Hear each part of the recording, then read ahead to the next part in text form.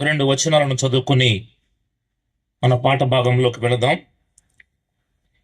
కీర్తనల గ్రంథము 89వ కీర్తన, సామ్స్ 89. 89వ కీర్తన 48వ చరణాన్ని చదువుకుందాం. మరణమును చూడక బ్రతుకు నరుడెవడు? Question mark. పాతాళము యొక్క వశము కాకుండా తన్ను తాను తప్పించుకొనగలవాడెవడు? Question mark. మరొక మాట, రోమీయులకు రాసిన పత్రిక 7వ అధ్యాయంలో నుండి మరొక మాట చదువుకుందాం. రోమీయులకు రాసిన పత్రిక 7వ అధ్యాయము 24వ వచనాన్ని నేను చదువుతూ ఉన్నాను. అయ్యో, నేనెంత దౌర్భాగ్యుడను! Question mark. ఇట్టి మరణమునకు లోనగు శరీరము నుండి నన్నెవడు విడిపించును? Question mark. ప్రార్థన చేద్దాం. కనికర పూర్ణుడైన మా తండ్రి, కరుణా సంపన్నుడైన దేవా, జాలిగలవాడ, మీకు స్తోత్రములు చెల్లించుకుంటున్నాం. అపారమైన మీ కృపను బట్టి మిమ్మల్ని స్తుతిస్తున్నాం. నిన్నటి దినము, ఈ దినము మీ నామ ఘనత కొరకై ఈ విశాఖ పట్టణంలో, గాజువాక ప్రాంతములో ఉన్న ప్రియులను మీరు ప్రేమించి ఈ విధంగా మీ ప్రేమను గూర్చి, మీరు ఇవ్వబో రక్షణ గూర్చిన శ్రేష్టమైన మాటలను ప్రభువా మీరు వినిపిస్తున్నందుకై స్తోత్రములు. మీరు తెలియపరుస్తూ ఉండగా ఎవరైతే గ్రహించి మీ ప్రేమను పొందుకుంటారో వారు ధన్యులు అని వారు తెలుసుకొనుటకు సహాయము చేయండి. ఈ కార్యక్రమాన్ని మీ నామ ఘనత కొరకై జరిగించుకోమని మరొక దాసుడు నిలబడి ఉండగా మీరే మాట్లాడతారని నమ్ముచు, ఎవరెవరికి ఎలాంటి మాటలు అవసరమో మీరు మాత్రం అందించమని యేసుక్రీస్తు శ్రేష్టమైన నామములోనే స్తోత్రములు చెల్లించి ప్రార్థన చేసి వేడుకుంటూ ఉన్నాము తండ్రి. ఆమేన్. ప్రభునందు ప్రియులారా, మనము 2 వచన భాగాలను చదువుకున్నాం. ఒకటి కీర్తనల గ్రంథము 89వ కీర్తన 48వ చరణము, రెండవది రోమీయులకు రాసిన పత్రిక 7వ అధ్యాయము 24వ వచనం. ఈ 2 వచన భాగాలలో కూడా మనకు ప్రస్ఫుటముగా కనిపిస్తున్న ఒక పదం ఏంటి అంటే మరణము అని ఉందండి కదండి. మరణమును చూడక, మరణమును చూడక. ఈ 4 కూడా ప్రశ్నలు. మీరు చూడండి కావాలంటే. క్వశ్చన్ మార్క్ ఉందంటే అర్థం ఏంటి? అది ప్రశ్న. ప్రశ్నకు జవాబు మనం ఈ రాత్రి పొందుకోబోతూ ఉన్నాం. దేవాది దేవుడు మనకు చెప్పబోతా ఉన్నాడు.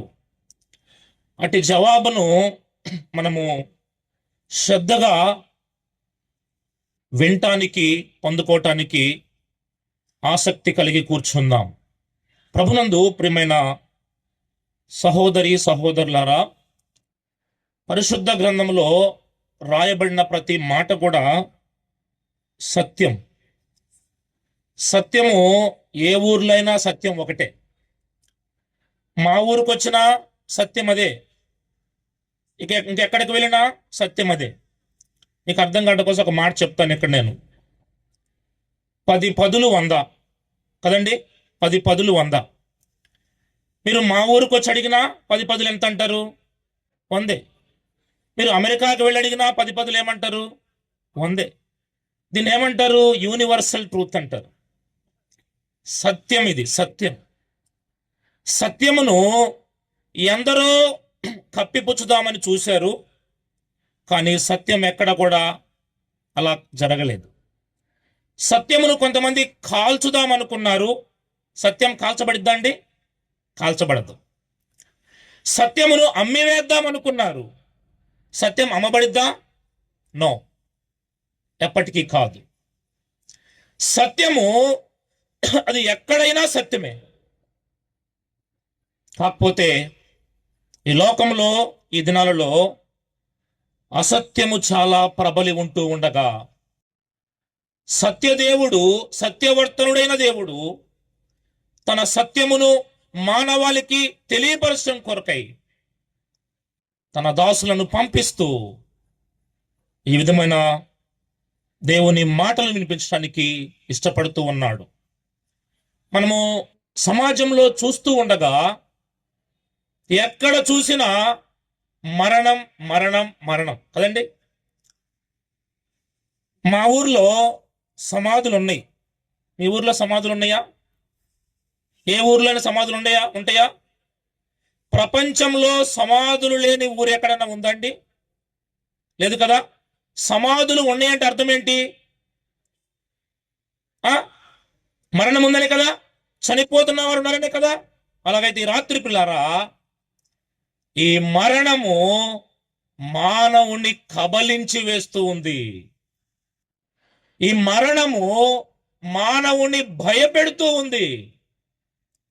ఈ మరణము మానవుణ్ణి చిత్ర వదలకు గురి చేస్తూ ఉంది. మరణం అంటే ఎవరికైనా భయమే కదండి. బ్రతకాలనే ఆశ. ఈ లోకంలో ఇంకొంతకాలం బ్రతకాలి, ఇంకా చేయాలి, ఇంకా ఏదేదో సాధించాలి. ఈ మధ్యకాలంలో ఒక కుటుంబానికి వెళ్ళారు విజిటింగ్కి వెళ్ళినప్పుడు ఒక వృద్ధాప్యంలో ఒక తల్లి కనపడింది. అమ్మ వందనాలమ్మా అని వెళ్ళాను. అయ్యా వందనాలు, బాగున్నారా అంది. దేవుడు నీకు మంచి ఆరోగ్యం ఇచ్చాడమ్మా అన్నాను. ఏం బాగులేయ్యా, ఏమి ఆరోగ్యములే, నాకు ఇంకా చావు రాకుండా ఉంది. అయ్యో నేను పడే బాధ, నేను పడే హింస, నేను పడే ఈ వ్యధ నా పగవారు కూడా పడకూడదు అని చెప్తుందండి. ఆమె ఎలా నడిచిద్దో తెలుసా అండి? నేల మీద దోగాడుకుంటూ నడుస్తూ ఉండిద్ది. ఎందుకమ్మా నీకు ఈ బాధ అంటే, తను చేసిన క్రియలు. నేను యవ్వన కాలంలో ఉన్నప్పుడు నా ఇష్టానుసారంగా తిరిగానయ్యా అని చెప్పిందండి. మరి ఇప్పుడమ్మా అంటే, నా యవ్వనమంతా ఉడికిపోయింది. అయ్యో ఇప్పుడేమో నాకు ఈ స్థితి పట్టింది. నా కొడుకులు అన్నం పెట్టట్లేదు, నా కోడలు అన్నం పెట్టట్లేదు. నా స్థితి ఎంత దౌర్భాగ్యం అంటే, ఆ సిమెంట్ రోడ్డు మీద అలా పాకుతూ నడుస్తూ ఉందండి. దాన్నే మా ప్రాంతంలో దోగాడటం అంటారు. మీ ప్రాంతంలో ఏమంటారు నాకైతే తెలియదు. కొంతమంది బంది ఆడుతుంది అంటూ ఉంటారు. అలాంటి స్థితిలో ఆ తల్లి పడే ఆ బాధ ఏంటి అంటే, ఆమె చెప్తున్న తన హృదయంలో ఉన్న బాధ ఏంటి, మాట ఏంటి అంటే, నాకింకా చావు రాలేదయ్యా అంటావు. దేవుడు నన్ను ఎప్పుడు తీసుకెళ్తాడో, ఈ బాధ నేను భరించలేకపోతున్నానయ్యా అని చెప్తా ఉందండి. ఇలాంటి స్థితిలో ఈనాడు ప్రపంచంలో ఎందరో ఉన్నారండి. ఈనాడు ప్రపంచంలో ఇటు స్థితిలో ఉన్నవారు ఎందరో ఉన్నారు. మరణము ఏ ఇంట్లో చూసినా, ఎవరి నోటి ద్వారా విన్నా, ఎవరు అనుకుంటూ ఉన్నా మరణం అండి. ప్రపంచంలో ఎందరో జ్ఞానులు ఉన్నారు కదండి, మనకు తెలుసు. ఎందరో మేధావులు ఉన్నారు, ఎందరో ధనవంతులు ఉన్నారు, ఎందరో శాస్త్రవేత్తలు కూడా ఉన్నారు. ముఖ్యంగా శాస్త్రవేత్తలైతే కొన్ని వ్యాధులకు, ముఖ్యంగా కొన్ని ప్రమాదకరమైన వ్యాధులకు, భయంకరమైన వ్యాధులకు ఉపశమనం కొరకు కొన్ని మందులు కనిపెట్టారేమో, కానీ ప్రపంచంలో ఇంతవరకు కనిపెట్టని మందు దేనికి అంటే మరణానికేనండి. చాలామంది ప్రయత్నం చేశారు, విఫలమయ్యారు. చాలామంది అనుకున్నారు, విఫలమయ్యారు. కానీ ఈ మరణము మానవాళిని బహు భయంకరముగా బాధ పెడుతూ ఉంది. కొంతమంది ఏమనుకుంటారంటే, మేము చేసే క్రియలు చెడ్డవి, కానీ మాకేమో మంచి మరణం కావాలనుకుంటారు కదండి. అయ్యో నేను మంచంలో పడకుండా చనిపోవాలనుకుంటారు కొంతమంది. అయ్యో మంచాన పడితే నన్ను చూసేవాళ్ళు ఎవరు, నాకు గతి ఎవరు, నాకు దిక్కు ఎవరు అనుకుంటా ఉంటారు. మరికొంతమంది ఏమో ఈ లోకం మీద ఉన్న వ్యామోహముతోటి ఇంకొంతకాలం బ్రతికితే బాగుండు అనుకుంటా ఉంటారు. ఆ ప్రక్కనే ఉన్న 90వ కీర్తనలో ఒక మాట చదవండి. నాకు తెలిసిన మాటే 10వ చరణం. మా ఆయుష్కాలము అధిక బలమున్న ఎడల 80 సంవత్సరములగును, అయినను వాటి వైభవము ఆయాసమే, దుఃఖమే. నువ్వు ఎంతకాలము ఈ లోకంలో జీవించదలుచుకున్నావో అంతకాలము ఆయాసమే, దుఃఖమేనండి. దేవుని యొక్క ప్రణాళిక ఇది కాదు. దీనికి కంప్లీట్ గా ఆపోజిట్. దేవాది దేవుడు నరుని నిర్మించినప్పుడు తన పోలిక చొప్పున, తన స్వరూపమందు నరుని నిర్మించాడు. తనతో పాటు యుగ యుగాలు ఉండాలనేదే దేవుని యొక్క ఉద్దేశం, సంకల్పం. నరుడు అట్టి పరిశుద్ధ దేవునితో ఎల్లప్పుడూ ఉండాలనేదే దేవుని యొక్క అభిలాష ప్రియులారా. కానీ నరుని యొక్క అవిధేయత వలన అయ్యో ఈ మానవుడు దేవుడు అనుగ్రహించిన ఆ మహిమను ఏం చేశాడంట? కోల్పోయాడు, పొందలేకపోయాడు. అతి భాగ్యమును పొందలేకపోయాడు, కోల్పోయాడు. కనుకనే భూలోకమునకు మరణం వచ్చిందండి. నువ్వు 80 సంవత్సరాలు జీవించినా, 70 సంవత్సరాలు జీవించినా, 100 సంవత్సరాలు జీవించినా, 110 సంవత్సరాలు జీవించినా, ఒకరోజు ఖచ్చితంగా ఈ లోకాన్ని వదిలిపెట్టిపోవలసిందే. నేను ఈ లోకంలో స్థిరంగా ఉంటాను అని ఎవరన్నా చెప్పగలరండి? ఎవ్వరూ చెప్పలేరు. ప్రధానులు చెప్పలేరు, రాజులు చెప్పలేరు, జ్ఞానులు చెప్పలేరు, శాస్త్రవేత్తలు చెప్పలేరు, ఎవ్వరూ కూడా చెప్పలేరు. ఎందుకంటే మనమందరము ఒకరోజు చనిపోయేవారమే. కానీ మరణమును చూడక అన్నాడు కదండి, చూడక బ్రతికే నరుడు ఎవడు అన్నాడు.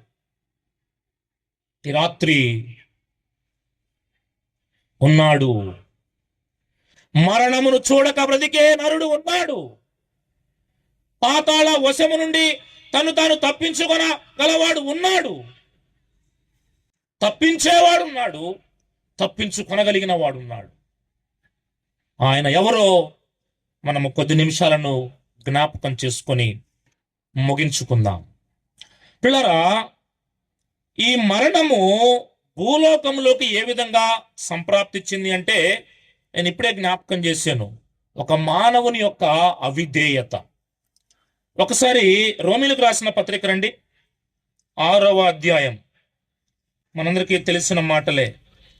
23వ వచనాన్ని చదువుకుందాం. 23. ఎలయనగా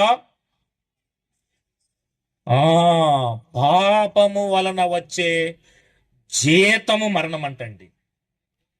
చాలండి. పాపము వలన వచ్చే జీతం అంట మరణం. జీతం అంటది, ఇది జీతం. అంటే పాపములో ఉన్న ప్రతి ఒక్కరూ ఈ జీతాన్ని పొందుకుంటారు. ఎవరు దే ఆర్, వారెవరైనా కానీ, వారు చిన్నవారైనా పెద్దవారైనా, వారు యవ్వనస్తులైనా వృద్ధులైనా, వారు స్త్రీలైనా పురుషులైనా, వారు ధనవంతులైనా దరిద్రులైనా, వారు జ్ఞానులైనా అందచందాలు కలిగిన వారైనా, ఎవరైనా కావచ్చు, ఏ వ్యక్తి అయినా కానీ పాపములో ఉంటే వారు ఖచ్చితంగా జీతం పొందుకుంటారండి. ఒక ఉద్యోగం చేస్తాం, మనకు తెలిసిన మాటలే అయినా జ్ఞాపకం చేస్తున్నా నేను. ఒక ఉద్యోగం చేస్తాం, ఆ ఉద్యోగానికి మనం ఏం పొందుకుంటాం? ఖచ్చితంగా జీతం. నెల నెల ఆ జీతం కోసం మనం ఎదురు చూస్తూ ఉంటాం. ఒక వ్యవసాయం చేసే వ్యక్తి తను జీతము నెల నెల పొందుకోడు, కానీ తను పడిన ప్రయాసకు తగిన, ఆ కష్టానికి తగిన జీతం పొందుకుంటాడు. ఆ విధంగానే పాపములో ఉన్న మానవుడు జీతం పొందుకోక తప్పదు. ఒక మాట అక్కడే చూడండి, రోమిలకు రాసిన పత్రిక 5వ అధ్యాయంలో 12వ వచనం చూడండి ఒకసారి. ఇట్లుండగా ఒక మనుష్యుని ద్వారా పాపమును, ఆ పాపము ద్వారా మరణమును ఆ లోకములో ఎలాగూ ప్రవేశించెనో అలాగుననే మనుష్యులు అందరూ పాపము చేసినందువలన అందరికీ మరణము. పాపము వలన వచ్చే జీతము మరణము. ఈ జీతము ఎవరికి అంటే, ఎవరైతే ఆ పాపము చేస్తున్నారో, ఎవరైతే పాపములో ఉన్నారో వారందరూ కూడా ఈ జీతాన్ని పొందుకోవలసిన వారుగా ఉన్నారు. మరి ఎవరంట పాపంలో ఉన్నవారు? మనం చదువుకున్న మాటే, మనుష్యులు అందరూ అంట. అందరూ, నేను ఇప్పుడే జ్ఞాపకం చేశా, అందరిలో there is no excuse at all. దీనిలో అందరూ ఉన్నారు. నీవు ఉన్నావు, నేను ఉన్నా, సర్వ మానవ లోకమంతా ఉన్నారు. అందరూ ఉన్నారు. సోదరుడా, ఈ రాత్రి దూరం నుంచి ఆలకిస్తున్న సోదరి, నీవు కూడా ఉన్నావు. నీవు కూడా ఆ స్థితిలో ఉన్నావు. నీవు కూడా ఆ పాపంలో ఉన్నావు. నీవు కూడా ఆ శాపంలో ఉన్నావు. నీవు కూడా ఆ భయంకరమైన స్థితిలో ఉన్నావు. మనుషులందరూ పాపము చేసినందున మరణము అందరికీ అన్నాడు. అందరికీ. ఈ మరణము అందరికీ కదండి, అందరికీ. ఇప్పుడు మనం చదువుకున్న మాట రండి, ఇప్పుడు రోమిలకు రాసిన పత్రిక 7:24లో, అయ్యో నేను ఎంత దౌర్భాగ్యుడను, ఇట్టి మరణమునకు లోనగు శరీరము నుండి నన్ను ఎవడు విడిపిస్తాడు? దేవుని దాసుడు పలుకుతున్న మాట. పరిశుద్ధాత్మ దేవుడు మానవాళి కొరకు రాయించిన మాట. అయ్యో, ఇట్టి మరణమునకు లోనగు శరీరంలో ఉన్న మానవాళిని, శరీరంలో ఉన్న నిన్ను, ఇటు మరణమునకు లోనగు శరీరంలో, అయ్యో భయంకరమైన వేదన స్థితిలో ఉన్న నిన్ను ఎవడు విడిపించును అన్నాడండి. ఈ రాత్రి మరణము నుండి తప్పించుకోవటానికి మానవుడు చేయని ప్రయత్నమే లేదు. మరణము నుండి తప్పించుకోవటానికి మానవుడు చేయని ప్రయత్నమే లేదు. అయ్యో, మానవుడు చేయని ప్రయత్నమే లేదు. ఇట్టి ప్రయత్నాలు ఎంతవరకు అంటే, ఎవ్వరు కూడా ఈ ప్రపంచంలో మరణాన్ని ఆపలేరు. ఏ మానవుడు కూడా మరణాన్ని ఆపలేడు. డాక్టర్లు ఏం చేస్తారంటే, కొంత రిలీఫ్ కోసమే అంతే వాళ్ళు, కదండి, ఉపశమనం కోసమే. వాళ్ళేమి మన ప్రాణాలను బాగు చేయలేరండి. వారు మనము మరణించకుండా ఆపలేరు. అలాగైతే రాత్రి ఒక ఆయన ఉన్నాడు పరిశుద్ధ గ్రంథంలో. ఆయన చెప్తున్న మాట ఏంటి అంటే, నిన్ను మరణములో నుండి జీవములోనికి నేను దాటిస్తానని చెప్తున్నాడు పిల్లారా. అయ్యో, అటు మరణకరమైన స్థితిలో ఉన్న మానవుణ్ణి, భయములో ఉన్న మానవుణ్ణి, ఆందోళనలో ఉన్న మానవుణ్ణి ఆ స్థితి నుండి తప్పించడానికి దేవాది దేవుడు సిద్ధంగా ఉన్నాడు. నీవు సిద్ధంగా ఉన్నావా ఆ స్థితి నుండి విడిపించబడటానికి? యోహాను సువార్త రెండు ఒక మాట చదువుకుందాం. 5వ అధ్యాయములో, యోహాను సువార్త 5వ అధ్యాయము, మనకు తెలిసిన మాటే 24వ వచనం. నా మాట విని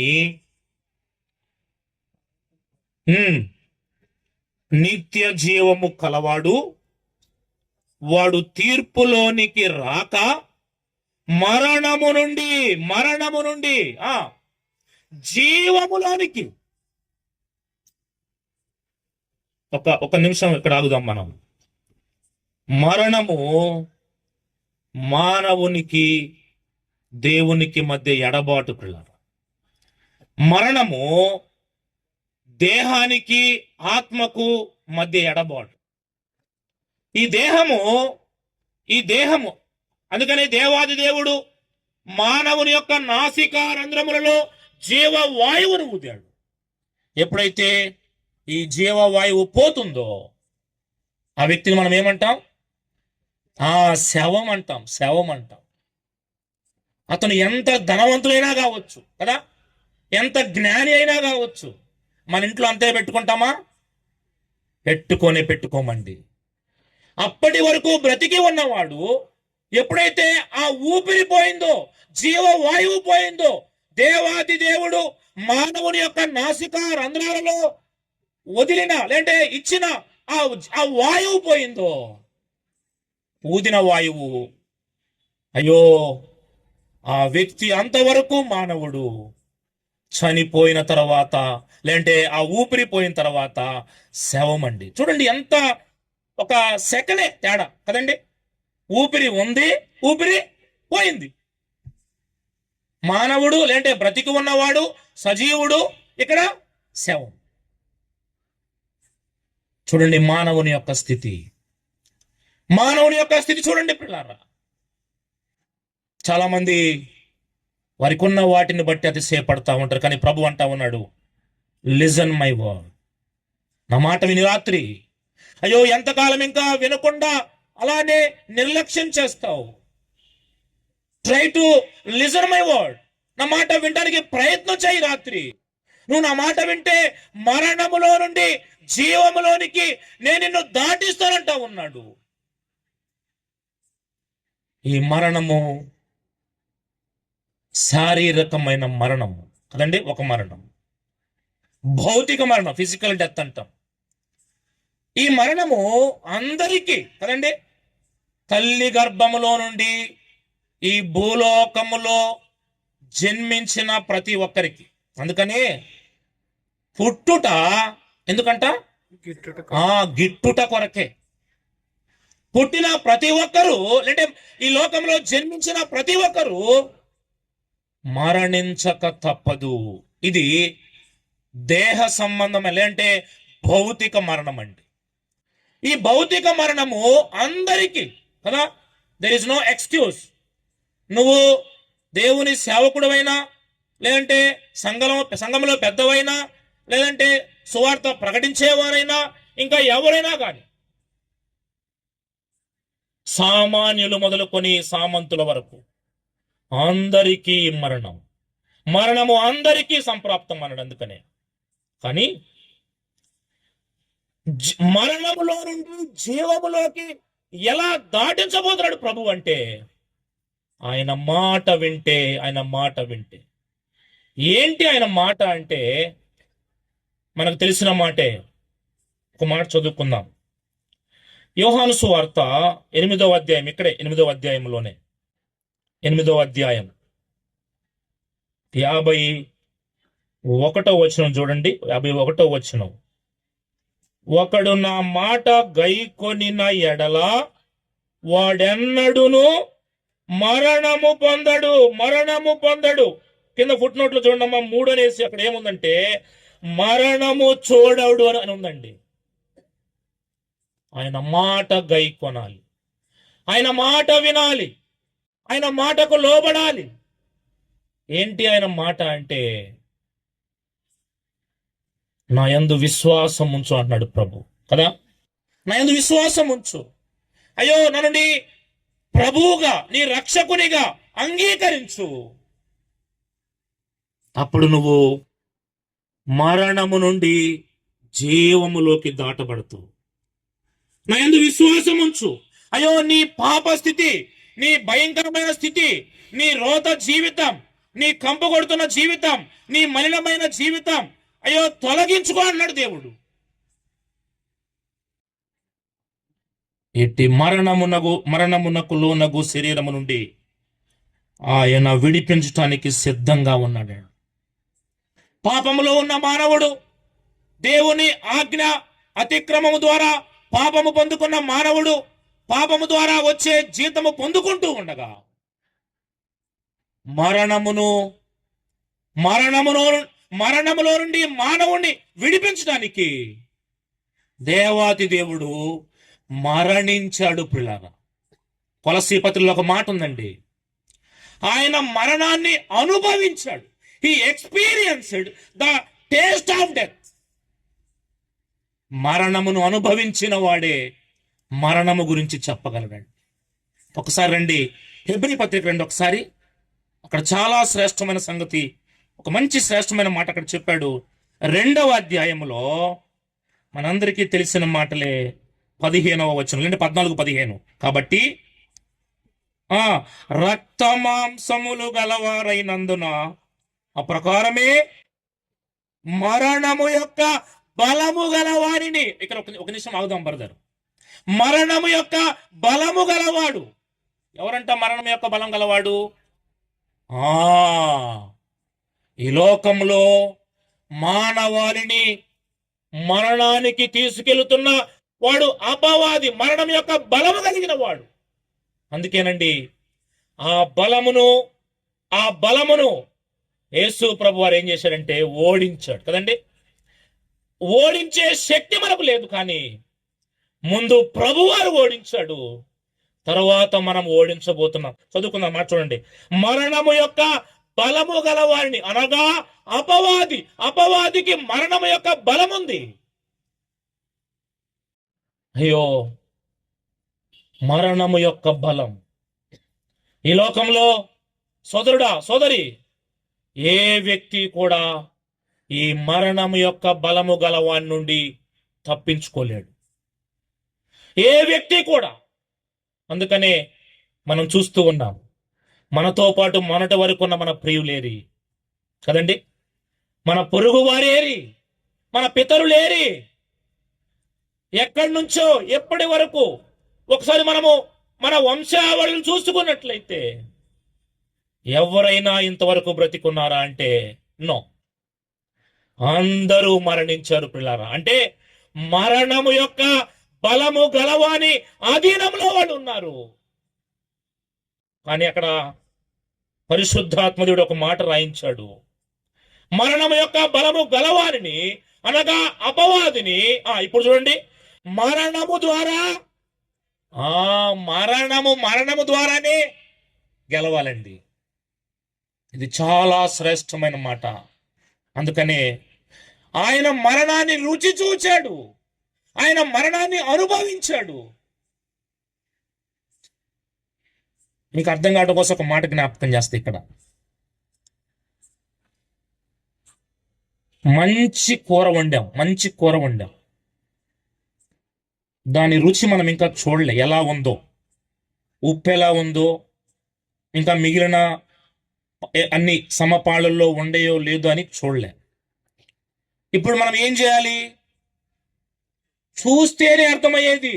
అంటే రుచి చూడాలి కదండి. రుచి చూడకుండా ఊరక కంటితో చూస్తే అర్థమైద్దా? దీంట్లో ఉప్పు ఎంత ఉందో, కారం ఎంత ఉందో, పసుపు ఎంత ఉందో, ఇంకా ఏవేవి ఎంత ఉన్నాయో, సమపాళ్లలో ఉంటేనే అది రుచిగా ఉండేది. లేదంటే అయ్యగారు ఏమంటాడు? ఉప్పు సరిపోలే కదా, ఉప్పు ఎక్కువైంది, లేదంటే కారం ఎక్కువైంది, కారం తగ్గింది కదండి. అందుకే మనం ఏం చేస్తారంటే, మీరు రుచి చూస్తారు. ఈ రుచి ఎందుకు అంటే, అన్ని సమంగా ఉన్నాయా లేదా, మనము రుచి చూస్తేనే అది ఎలా ఉందో మనకు అర్థమైద్ది. అలాగైతే ఈ రాత్రి మరణము ద్వారా నశింపజేయుటకు అపవాదిని, అంటే మరణము ద్వారా, మరణం యొక్క బలము గల వారిని మరణము ద్వారా నశింపజేయటానికి చదవండి ఇప్పుడు. మరణ భయము చేత, ఒక నిమిషం ఆగండి. నిజమే, మరణ భయము చేత. అందుకే నేను బిగినింగ్ లోనే జ్ఞాపకం చేశా. మరణ భయం. ఏ ఇంట్లో చూసినా మరణ భయం. ఎప్పుడు చనిపోతామో తెలియదు, కానీ ఒకరోజు చనిపోతామనే గ్యారంటీ మానవుడికి ఉంది. కానీ ఈనాడు మానవుడు పిల్లరా మరణ భయముతో వేదన పడుతూ ఉండగా, ఎంతకాలం అంట? జీవిత కాలం అంతా కదండి, జీవిత కాలం అంతయో మరణ భయముతో ఉన్నాడు మానవుడు. మనం మోటార్ బైక్ మీద వెళ్తా ఉన్నాం, స్పీడ్గా వెళ్ళి ఏదైనా వెహికల్ని గుద్దుతామా? మనం గుద్దాం. ఎందుకు? భయం. అమ్మో ఏమైనా ఇద్దేమో, అమ్మో నా ప్రాణం పోయిద్దేమో, అయ్యో నేను చనిపోతానేమో, నేను మరణిస్తానేమో. మరణ భయము చేత, జీవిత కాలమంతయు మరణ భయము చేత దాసత్వములో ఉన్న నరులను, మానవాళిని విడిపించడానికి లోబడ్డారు. వాళ్ళని విడిపించడానికి. ఇప్పుడు చదవండి పిల్లారా. ఆయన కూడా రక్త మాంసములలో పాలివాడాయను. ఎందుకండి? లోక రక్షకుడు, దేవాది దేవుడు, సర్వలోకనాథుడు, సృష్టికర్త అయిన దేవుడు మానవ ఆకారాన్ని ధరించుకొని లోకానికి వచ్చింది. ఇందుకే మరణ భయము చేత దాస్యములో నలిగిపోతున్న మానవాళిని కాపాడాలి అంటే, మానవునికి ఆకలిద్దా? అవదా? అయిద్ది.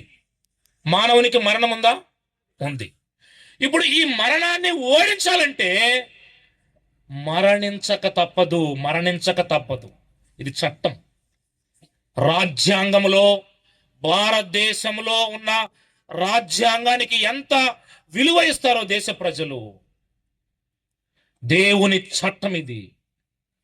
మరణము ఓడిపోవాలంటే, మరణ భయము చేత దాస్యములో ఉన్న వారిని విడిపించాలి అంటే మరణించక తప్పదు. ఎవరు మరణించాలి? అందుకే అక్కడ అన్నాడు, ఆయన కూడా రక్త మాంసములలో పాలివాడయ్యాడు. పిల్లలు, ఆయన మనందరి కొరకు మరణించాడు. ఇలా చెప్తా నేను, నన్ను ఆ దాస్య భయములో, మరణ భయములో ఉన్న నన్ను విడిపించటం కొరకై, నీ స్థితిని, నా స్థితిని మార్చటం కొరకై ప్రభువు నీ మరణాన్ని, నా మరణాన్ని, అంటే అర్థం కావడం కోసం చెప్తున్నాను, ఆయన మరణించాడు. పిల్లలు, అక్కడే మరొక మాట చూడండి పిల్లరా, ఒకసారి మరలా రిపీట్ ఇట్. కాబట్టి ఆ పిల్లలు ఆ రక్త మాంసములు గలవారన్నాడు. ఇక్కడ ఆయన కూడా రక్త మాంసములో పాలివాడై వచ్చాడు. రక్త మాంసములలో ఉన్న వారిని ఆ మరణం నుండి విడిపించాలి అంటే రక్త మాంసముల ద్వారానే మరణాన్ని ఓడించాలి. రక్త మాంసముల ద్వారానే మరణాన్ని తీసివేయాలి. అందుకనే ఆయన ఒక శరీరాన్ని అమర్చుకొని రక్త మాంసములు కలిగిన వాడై ఈ లోకానికి వచ్చి, అయ్యో 33.5 సంవత్సరాలు ఈ లోకంలో జీవించి ఏమన్నాడండి? నాలో పాపమున్నదని మీలో ఎవడు స్థాపించగలడు అన్నాడు. పాపము లేని పరిశుద్ధుడుగా వచ్చాడు. కలువరి శిలువలో సర్వ మానవాళి పాప పరిహారార్థము నిమిత్తమై అయ్యో ఆయన బలి అయిపోయాడు. పిల్లలు, బలి, అర్పణ రెండు వేరు వేరు పదాలు. అర్పణ హృదయపూర్వకమైనది, బలి రక్తము చిందించేది. అర్పణ హృదయపూర్వకమైనది, బలి రక్తము చిందించాలి. ఎవరి రక్తం? ఆ ఆయన సిలువలో బలి అయ్యాడు పిల్లరా. తన రక్తాన్ని చిందించాడు, తన రక్తాన్ని చిందించాడు. ఆ రక్తములు, అందుకన్నాడు ఇక్కడ రక్త మాంసములలో పాలివారైన వారు ఆ పిల్లలు. ఆయన అట్టి రక్త మాంసములలో పాలివారైన మానవాళిని, ఆ పిల్లలను, ఆ ప్రజలను, సర్వలోకంలో ఉన్న ప్రజలను విడిపించడానికి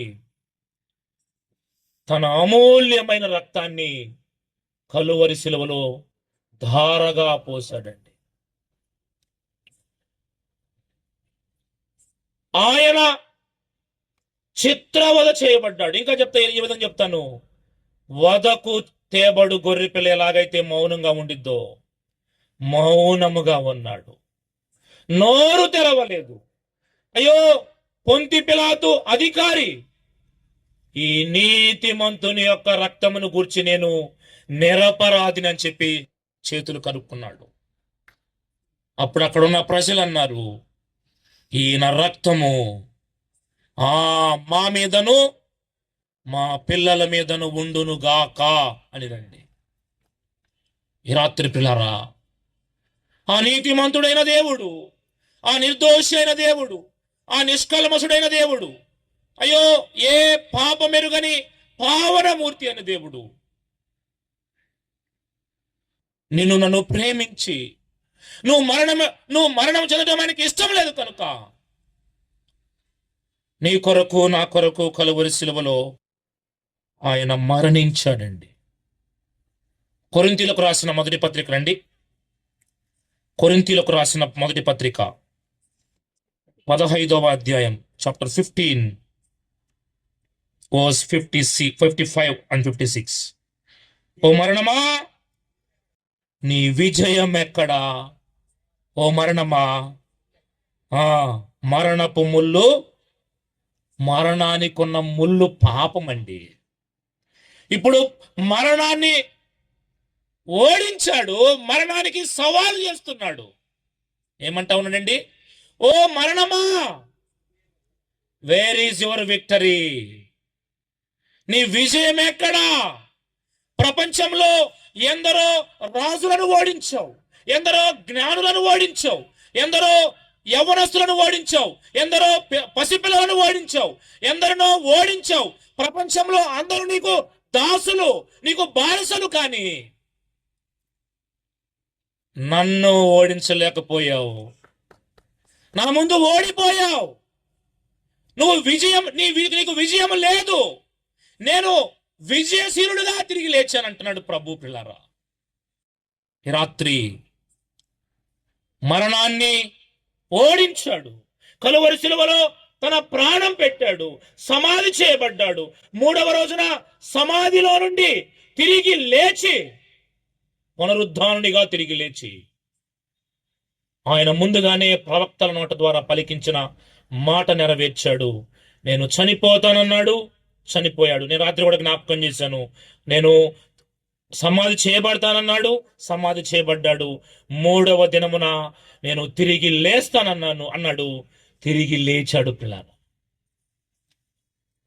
ఈ రాత్రి ప్రపంచంలో మీ బంధువుల్లో కానీ, మీకు తెలిసిన వారిలో కానీ, మీకున్న జ్ఞానంలో ఎక్కడైనా విచారణ చేయండి. ఎక్కడైనా, you can enquire anywhere in the world. ఎవరైనా మరణాన్ని ఓడించి తిరిగి లేచారా? ఏ వ్యక్తి అయినా, ఎవరైనా మరణాన్ని ఓడించి తిరిగి లేచారా? నేను ఈరోజు ధైర్యంగా చెప్తున్నా, నా ప్రభు గురించి నేను చెప్తున్నాను. ఆయన మరణాన్ని ఓడించి తిరిగి లేచాడు. మరణం ఓడిపోయింది. అందుకే అంటా ఉన్నాడు, he is challenging to the death. అక్కడ కూడా 2 క్వశ్చన్ మార్కులు ఉన్నాయి కదండి. ఓ మరణమా, ఓ మరణమా నీ విజయం ఎక్కడా? ఓ మరణమా నీ ముళ్ళు ఎక్కడా? పిల్లరా, ఈ రాత్రి నా మాట విని అన్నాడు ప్రభువారు. ఆయన మరణము నుండి ఆయన ముందు మరణాన్ని ఓడించాడు. ఆయన ముందు మరణం ఓడిపోయింది. ఈరోజు ఆయనను నమ్మిన వారికి, ఆయన హృదయంలో చేర్చుకున్న వారికి, ఆయన బిడ్డలుగా చేయబడిన వారికి రెండవ మరణం మీద అధికారము లేదు. భౌతికమైన మరణం అందరికీ వచ్చింది. అయ్యో, దేహానికి రోగాలు, రుగ్మతలు, వ్యాధులు, బాధలు ఎన్నో వస్తాయి. ఈ దేహం ఒకరోజు మట్టిలో కలిసిపోయేది. నువ్వు ఎంత అందంగా ఉన్నా ఒకరోజు వెళ్ళేది ఎక్కడికండి? మట్టిలోకే. కానీ మట్టిలోకి వెళ్ళక ముందుగా మహిమగల దేవుడు నీకు మహిమగల లోకం ఇవ్వటానికి సిద్ధంగా ఉన్నాడు. ఈ రాత్రి అట్టి మహిమగల లోకం, అక్కడ మరణముందా? There is no death in the heaven. పరలోకంలో మరణము లేదు, అక్కడ మరణము లేదు. ఎందుకంటే మరణము ఓడిపోయింది ప్రభు దగ్గర. ఆయన మరణాన్ని ఓడించి తిరిగి లేచాడు. ఆయన యందు విశ్వాసం ఉంచిన వారు రెండవ మరణం మీదకు వారికి అధికారం ఉండదు. అలాగైతే ఈ రాత్రి ఎంతకాలం ఇంకా నిర్లక్ష్యం చేస్తావు? అయ్యో, ఎంతకాలం ఇంకా నువ్వు దూరంగా ఉంటావు?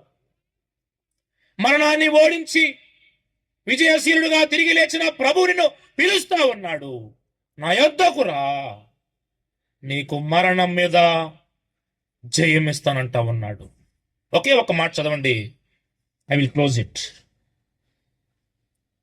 తెస్సలోనికైలకు రాసిన మొదటి పత్రిక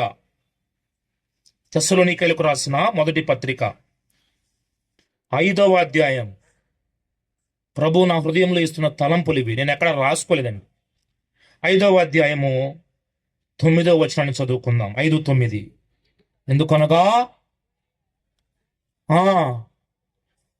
ఎందుకనగా మన ప్రభువైన యేసు క్రీస్తు ద్వారా రక్షణ పొందుటకే దేవుడు మనను నియమించను గాని ఉగ్రత పాలగుటకు కాదు. ఈ మాట జ్ఞాపకం చేసుకుందాం ఈ రాత్రి. పిల్లరా, మరణాన్ని ఓడించాడు. అయ్యో, మరణం ఓడిపోయింది. ఆయన జయశీలుడుగా తిరిగి లేచాడు. ఈ రాత్రి అట్టి ప్రభు అంటా ఉన్నాడు, నీవు యేసు క్రీస్తు ద్వారా రక్షణ పొందాలి అన్నాడు. ఏ నామమున రక్షణ లేదు, కలుగదు. ఆయన ద్వారా రక్షణ పొందడానికి, అయ్యో, ఆయన రక్షణ ఇవ్వడానికి సిద్ధంగా ఉన్నాడు. ఈ రాత్రి అట్టి ప్రభుని నీ స్వరక్షకునిగా అంగీకరించి రక్షణ పొందుకొని శిక్ష నుండి తప్పించుకోవాలని ప్రేమతో మనము చేస్తూ ఉన్నాం. నీకు ఆ రక్షణ భాగ్యం ఇవ్వటం కొరకే ఆయన నీ పట్ల ప్రేమ చూపాడు. ఆయన నీ పట్ల జాలి చూపుతున్నాడు. ఆయన నీ పట్ల కరుణ చూపుతూ ఉన్నాడు. అయ్యో, ఆ రక్షణను నువ్వు నిర్లక్ష్యము చేస్తే, చాలా మంది నిర్లక్ష్యం చేస్తా ఉన్నారు. If you are neglecting this great salvation, you cannot escape from the death. ఇంత గొప్ప రక్షణను నిర్లక్ష్యము చేస్తే నువ్వు తప్పించుకోలేవు. ఎక్కడ దాగి ఉన్నా, ఏ స్థితిలో ఉన్నా, ఎక్కడ ఉన్నా, అయ్యో, మరణము నీ వెంటే ఉంది. అట్టి మరణము నుండి నిన్ను తప్పించడం కొరకై, కాపాడటం కొరకై 2000 సంవత్సరాల క్రితమే మానవునిగా దైవం ఈ లోకానికి వచ్చి అందరి పాప భారం ఆయన మీద వేసుకొని సిలువలో తన ప్రాణం పెట్టాడు. అయ్యో, తన అమూల్యమైన రక్తము కార్చాడు. ఆయన మరణించాడు, తిరిగి లేచాడు. ఆయనను విశ్వసించిన వారికి ఆయనతో పాటు యుగ యుగాలు ఉండే ధన్యత ఆయన ఇవ్వబోతా ఉన్నాడు. ఒకసారి మళ్ళా ఆ మాట చదువుకొని చూడండి. రక్షణ పొందుటకే దేవుడు మనల్ని నియమించను గాని, అందుకోసం నేను చదివించాను, ఉగ్రత పాలగుటకు కాదు. ఉగ్రత అంటే అర్థం ఏంటండి? ద రాత్ ఆఫ్ గాడ్, దేవుని యొక్క ఉగ్రత. అయ్యో, అది భయంకరమైన ఉగ్రత. ఆ ఉగ్రత నుండి భూలోకములో తప్పించేవారు ఎవరు లేరు నిన్ను. అందుకని ఆ నిత్య నరకాగ్నిగుండంలోకి వెళ్ళకముందే, అయ్యో అక్కడ యాతన, అక్కడ బాధ, అక్కడ రోదన, అక్కడ పండ్లు కొరకటం, అగ్ని ఆరదు. అలాంటి స్థితిలో నువ్వు వినటం దేవాతి దేవునికి ఇష్టం లేదండి. నిన్నంతగా ప్రేమిస్తున్నాడు దేవుడు, నిన్నంతగా ఇష్టపడుతున్నాడు. నువ్వంటే ఆయనకు అంత ఇష్టం. ఎన్నోసార్లు నువ్వు ఆయన తృణీకరించిన, ఎన్నోసార్లు నువ్వు ఆయన విసర్జించిన, ఎన్నోసార్లు నువ్వు ఆయన మాటలు వినకుండా దూరంగా ఉంటూ ఉన్నా నిన్ను ప్రేమిస్తున్నాడు. నీ కొరకు తన చేతులు చాపుతూ ఉన్నాడు. ఈ రాత్రి అట్టి ప్రభు వైపు చూస్తావా? అట్టి ప్రభు నీ హృదయంలో చేర్చుకుంటావా? అయ్యో నీ కొరకు మరణించాడు అక్క, సోదరుడా, సోదరి, నీ కొరకు తన దేహమంతా నలగొట్టించుకున్నాడు. ఎవరున్నారు ఈ లోకంలో ఇంతగా ప్రేమించేవారు? నీ స్వజనులు కూడా ఇంతగా ప్రేమించలేరేమో. ఆ ప్రేమ ఎంత ఎంత నిస్వార్థమైన ప్రేమ అండి. స్వార్థము లేని ప్రేమ, కల్మషము లేని ప్రేమ, కపటము లేని ప్రేమ, స్వచ్ఛమైన నిష్కల్మషమైన ప్రేమ, కలువరిలో ప్రభువారు నీపై చూపిన ప్రేమ. ఈ రాత్రి ఉగ్రత నుండి తప్పించబడి దేవుని పిల్లలుగా చేయబడి ఆయనిచ్చే పరలోక రాజ్యానికి వారసులు అవ్వాలని ప్రేమతో మనవి చేస్తూ, ఒకవేళ ఈ రాత్రి పిల్లరా నువ్వు యేసు ప్రభు నీకు కావాలి అంటే, అయ్యో నాకు ఈ లోకం వద్దన్నా, నేను ఎంతకాలమున్నా ఈ లోకము పాడు లోకం, ఇది ఎంతకాలమున్నా నేను మరణిస్తాను, కానీ ప్రభువుని నమ్ముకొని ప్రభువుని కలిగి మరణిస్తే నాకు ఆ ప్రభువు నిత్య జీవం ఇవ్వబోతున్నాడని నేను గ్రహించానన్నా. నన్ను పాతాళం నుండి విడిపిస్తాడు ఆ ప్రభువు. ఇట్టి మరణమునకు లోనగు ఆ శరీరం నుండి తప్పించే శక్తి ఆయనకే ఉంది, విడిపించే శక్తి ఆయనకే ఉందని నేను నమ్ముతున్నానన్నా. నాకు ఆ ప్రభువు కావాలి. నాకు ఈ లోకం వద్దు, నాకు ఆయన ఉంటే చాలు, నాకు అన్నీ ఆయనే ఇస్తాడని నువ్వు అనుకుంటే నీ హృదయంలో ఒకవేళ ప్రభు ప్రేరేపిస్తే అట్టి ప్రభువుని నీ స్వరక్షకునిగా అంగీకరించు, నీ హృదయంలో చేర్చుకో. ప్రభుని స్వరక్షకునిగా నీ హృదయంలోకి రావడానికి ఇష్టపడుతూ ఉండగా ప్రభువుని చేర్చుకొని అట్టి మోక్ష రాజ్యానికి వారసులు అవ్వాలని ప్రేమతో మనవి చేస్తూ, ఒకవేళ నాకు ప్రభువు కావాలి అంటే ఈ కూడిక అయిపోయిన తర్వాత ఇక్కడ మా మధ్యకి వచ్చినట్లయితే దైవజనులు ఉన్నారు. మీరు ఎలా ప్రభువుని నమ్ముకోవాలో తెలియపరిచి మిమ్మల్ని ప్రభువుకు అప్పగిస్తారు. కనుక నిర్లక్ష్యం చేయొద్దు. రేపు నీది కాదు, ఇదే మంచి సమయము, ఇదే అనుకూల సమయము. ప్రభువుని చేర్చుకొని ప్రభు పిల్లగా చేయబడి ప్రభు ఇచ్చే ఆ నిత్య రాజ్యానికి వారసులు అవ్వాలని ప్రేమతో మనవి చేస్తూ ఈ తలంపులు ముగిస్తున్నాను. దేవుడు నాకు ఇచ్చిన ఈ సమయాన్ని బట్టి దేవాతి దేవునికి ప్రత్యేకమైన కృతజ్ఞతాస్తుతులు చెల్లిస్తూ నన్ను ప్రేమతో ఆహ్వానించి, వయసులో చిన్నవాడినే, అనుభవంలో చిన్నవాడినే, కానీ ప్రభు కొరకు నమ్మకంగా ఉంటూ ఉండగా ప్రభువే తన దాసులను ప్రేరేపించి ఈ ప్రాంతానికి తీసుకొచ్చి తన వాక్యాన్ని అందించడానికి ప్రభువే తన ప్రణాళికను ముందుగానే ఉంచాడు. కనుక ముఖ్యంగా ప్రభుకి కృతజ్ఞతాస్తుతులు చెల్లిస్తూ అబ్రహ్మణ గారికి, వారి కుటుంబం అంతటికి కూడా, మరి 3 దినాల నుండి వారు పడుతున్న ప్రయాస, వారి కష్టం, వారు చేస్తున్న పరిచర్య, ఖచ్చితంగా ప్రభు వారికి ప్రతిఫలం ఇస్తాడని విశ్వసిస్తూ ఉన్నాం. ఈ పరిచర్యదైన ప్రతిఫలము ఒకరోజు ప్రభు ఆ కుటుంబానికి, ఆ పరిచర్యకు మెండారుగా ఇవ్వబోతూ ఉన్నాడు. దేవుడి తలంపులను దీవించును గాక. మరొకసారి మీ అందరికీ వందనాలు. Thank you. మంచిది. మరి చక్కని మాటలు తెలియజేసిన రారాజు గారికి ప్రత్యేకమైన వందనాలు తెలియజేస్తున్నాను. మరి